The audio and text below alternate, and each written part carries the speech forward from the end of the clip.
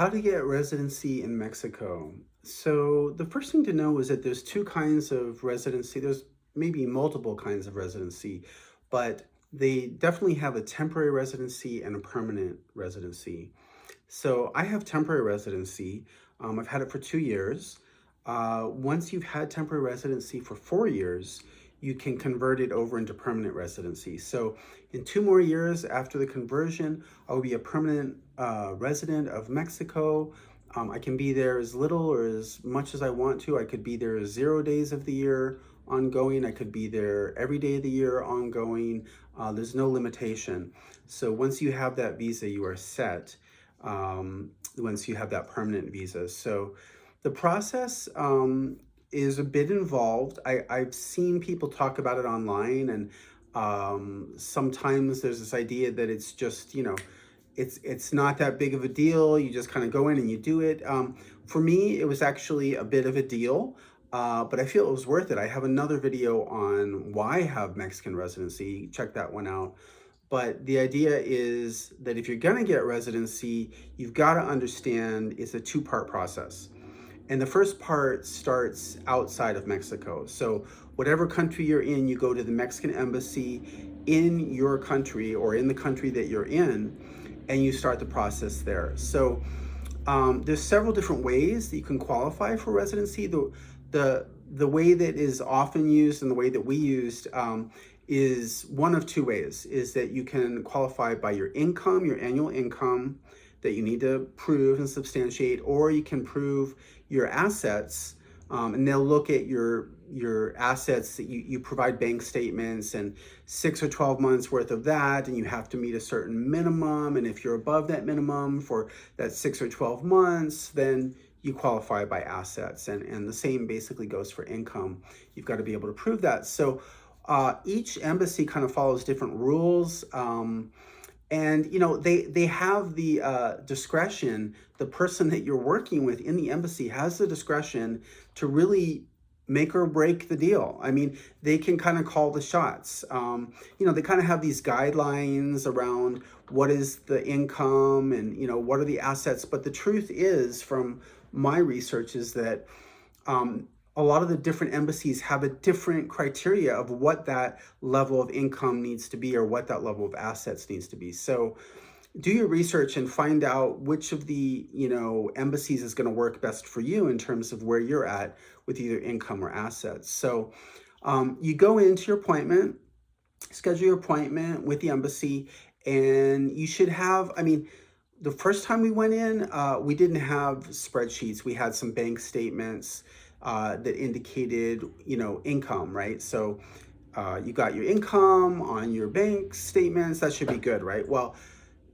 even though I work, online, some of the time, this guy was like, well, if you're in Mexico, we don't really know if you'll be able to have all that income in Mexico, and I'm telling him, like, I work online, I'm mobile. So, the guy's like, income isn't going to work for you. You're going to have to do assets.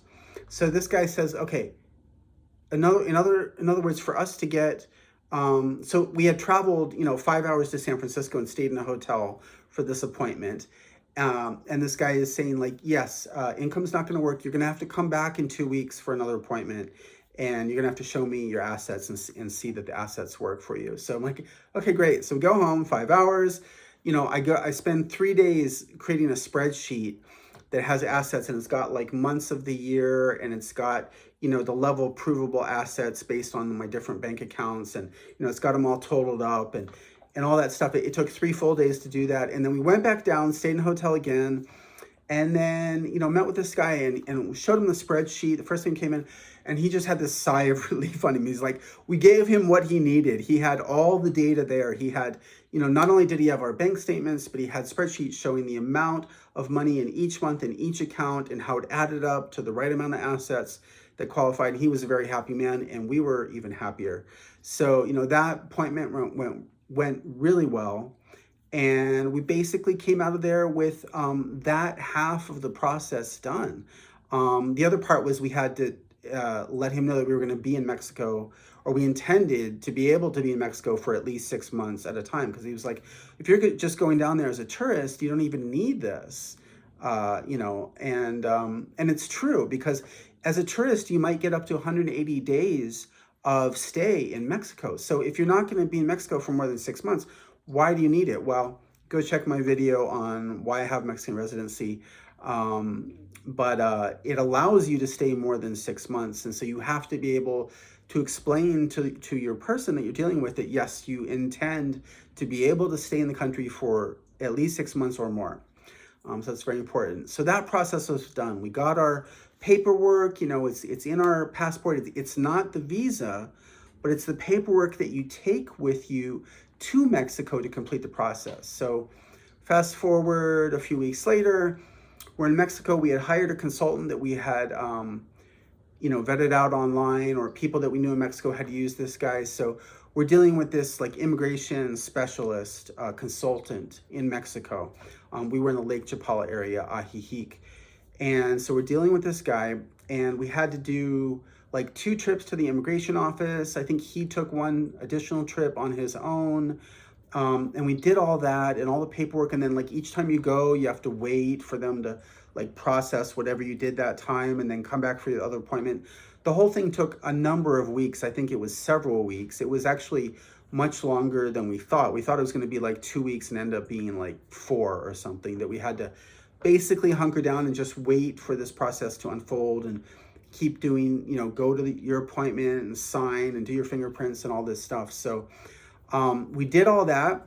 At the end of basically a month, we got our visa, a little plastic card. It's got your name on it.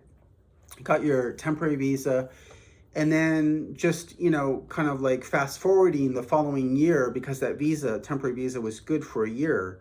We had to come back last year, which was a year after we got the original visa, and we had to renew that visa. And you can renew it for 1, 2, or 3 years. We decided to renew for 3 years so that we would be good for the next 3 years, which is a year has passed since we did that. So we have 2 more years to wait. We go back and we do another process in the immigration office, probably use the same consultant, and we will have our permanent residencies. So that's my experience on how we got our Mexican residency. I hope it's helpful. Please like the video and subscribe, and thank you for listening.